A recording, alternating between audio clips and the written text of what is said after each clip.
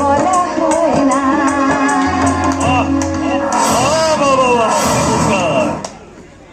তাহলে আমার বাড়ির মার্বেল পাথরের মেঝেতে একটা ছোট লোকের পায়ের কাদার ছাপ পড়লো। আমি মনের ঘরে জায়গা দিয়েছি, তাকে অপমান করে তুমি তোমার সম্মানটাকে নষ্ট করো না বাবা। একটা সামান্য ঘরের ছেলে হয়ে তোকে সুখী করতে পারবে? বাবা, সুখটা হচ্ছে মানুষের মনে থাকে। কেউ হয়তো সোনার পালঙ্কে শুয়ে হয়তো সুখী হতে পারে না, কেউ আবার পরম সুখে ছেঁড়া কাঁথায় শুয়ে থাকে বাবা। এই বাড়ি ছেড়ে গিয়ে তোর ভাড়া বাড়িতে গিয়ে থাকতে পারবি? বাবা, দেবতার মধ্যে গাছতলাতে থাকলে সেটাই তো মন্দির হয়ে যায় বাবা। ওর সঙ্গে কোনো সম্পর্ক লাগলে আমি তোকে আমার বিষয় সম্পত্তি থেকে আমি তোকে বঞ্চিত করব। হ্যাঁ, হ্যাঁ, হ্যাঁ, হ্যাঁ।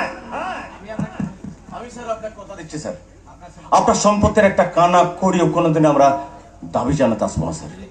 আমি যদি তোমাকে আমার কারখানা থেকে বরখাস্ত করি ওই মেয়েটাকে নিয়ে গিয়ে তুমি কি খাওয়াবে? দিতে পারো? দিতে পারো? দিতে পারো? যতদিন স্যার এই পেটে খাওয়া তোমাদের শক্তি থাকবে না, ততদিন গরিবের পেটের ভাতের অভাব হবে না স্যার।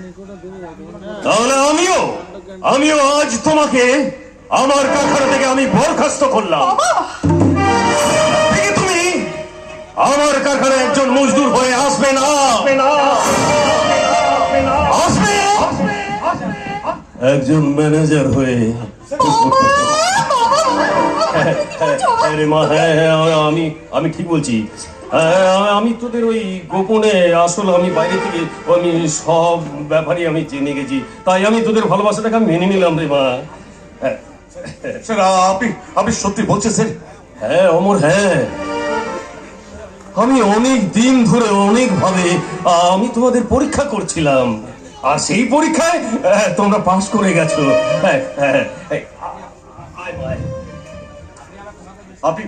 আপনি আমার ক্ষমা করবেন স্যার, আমি না বুঝে আপনাকে অনেক অনেক আঘাত দিয়েছি স্যার। না না না না অমর, না, সে আঘাতটা আমার পাওনা ছিল অমর, আর সেই জন্যই আমি আজ আসল সত্যটাকে আমি চিনতে পেরেছি।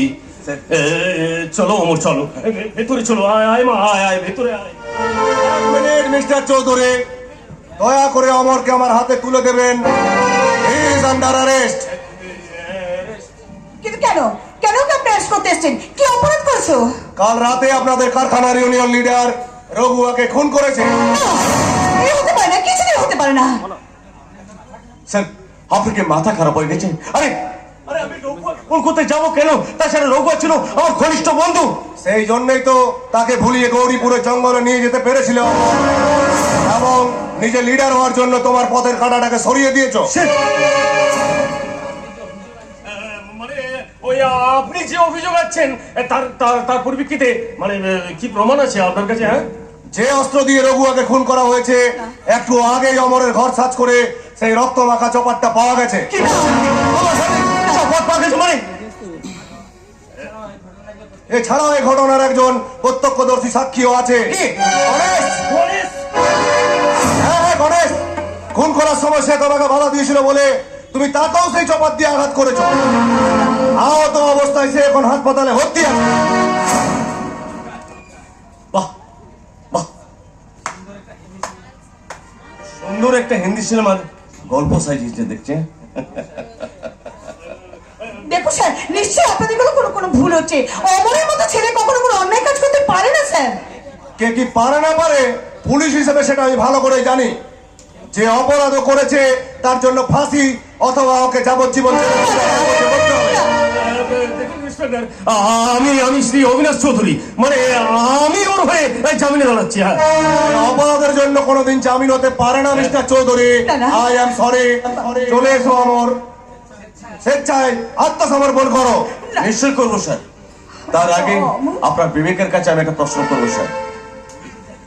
পুলিশের চাকরি করতে গিয়ে আপনি যদি কোনোদিনও একটা পয়সা ঘুষ নিয়ে না থাকেন, তাহলে আপনি আমার হাতে হাত কড়া পরাবেন কেন স্যার? দাঁড়িয়ে আছেন কেন?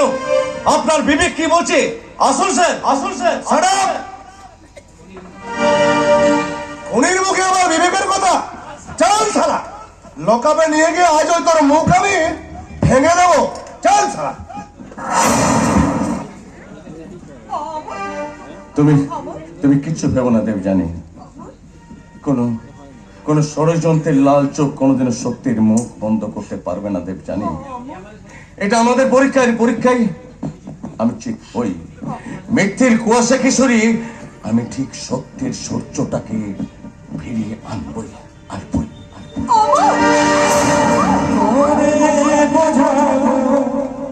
কি করে জানাবো তুমি যে আমারই মন জানে আমার মন জানে আমার মন জানে কি করে বোঝাবো কি করে জানাবো এমনি করে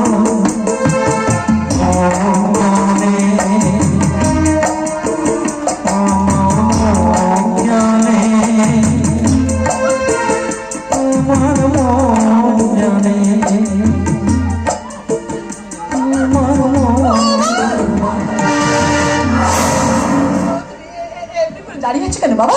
আমাকে বাঁচানোর একটা কিছু ব্যবস্থা করো বাবা।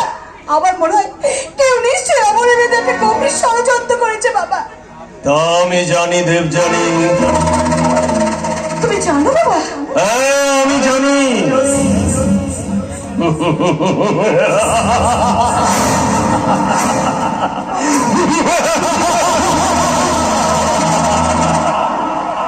কারণ আমি এই গণেশকে দিয়ে ওই রঘুয়াকে খুন করিয়েছি।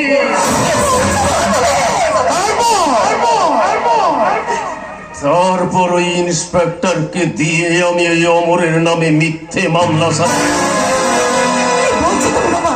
আমি ঠিক বলছি।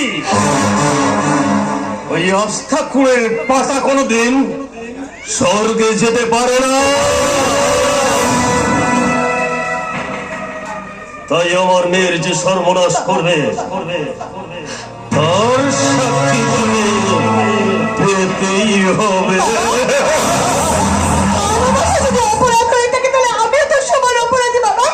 আমার জন্য তুমি অমরের জীবনটাকে এভাবে নষ্ট করে দিও না বাবা। আমি তো পায়ে পড়ি বাবা, ওকে তুমি বাঁচিয়ে দাও, তুমি বাঁচিয়ে দাও। অমরকে বাঁচা মরার দায়িত্বটা যে এখন তোমার হাতে দেবজানি। আমার হাতে? হ্যাঁ তোমার হাতে। বাবা কারণ তুমি যদি ওই সন্দীপকে বিয়ে করো তাহলে আমি ওই অমরকে আমি খালাস করে দেব। সর্বনাশ করে বাবা, আমি অমরকে কিছুতেই বলতে পারবো না বাবা, পারবো না। তাহলে অমরকে ফাঁসিতেই ঝুলতে দাও। ওর মৃত্যুটাকে তুমি মেনে নাও। আর সত্যিকারের ভালোবাসাতে যদি চাও ওই অমরকে, তাহলে তুমি ওই সন্দীপকে বিয়ে করো। বলো তুমি কি চাও? কি চাও? কি চাও? চাইবো বাবা, কি চাইবো? সন্দীপকে বিয়ে করে আমার সুখ শান্তি ভালোবাসার গলা টিপে আমাকে মারতে হবে, আর নিজেকে বাঁচতে হবে, আমার অমরকে মরতে হবে। এবার আমাকে কে বলে দেবে আমি কি করবো? বলে দেবে আমাকে, কে বলে দেবে আমি কি করবো? সে কি দেবজানি, তুমি না অমরকে খুব খুব খুব ভালোবাসো। আর সামান্য এই ভালোবাসার জন্য এইটুকু আত্মত্যাগ করতে পারবে না?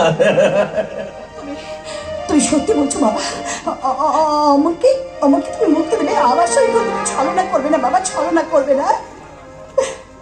আমি তোমার মাথায় হাত দিয়ে কথা দিচ্ছি, যে মুহূর্তে তুমি কপালে সিঁদুর পরে বাড়ি থেকে বেরিয়ে যাবে, আর সেই মুহূর্তে আমি ওই অমরকে খালাস করে দেব। চমৎকার বাবা, চমৎকার। বলো তুমি রাজি আছো কিনা? বাহ, চমৎকার বাবা, চমৎকার। নিজের অর্থ আভিজাত্যের দম্ভকে বজায় রাখার জন্য নিজের মেয়েকে তুমি বলে দিতে পারছো না। তবে তাই হোক বাবা, তাই হোক। যুগ যুগ ধরে তোমাদের মতো ধর্মতান্ত্রিক সমাজের মানুষেরা টাকার মধ্যে নিয়ে তো ভালোবাসার চিন্তা সাজিয়েছে। সেই চিন্তার সঙ্গে আমি সিঁদুর পরে আমার ভালোবাসাটাকে বাঁচিয়ে রাখবো বাবা। আমার জন্য আমি আমার ব্যক্তিগত আমি রাজি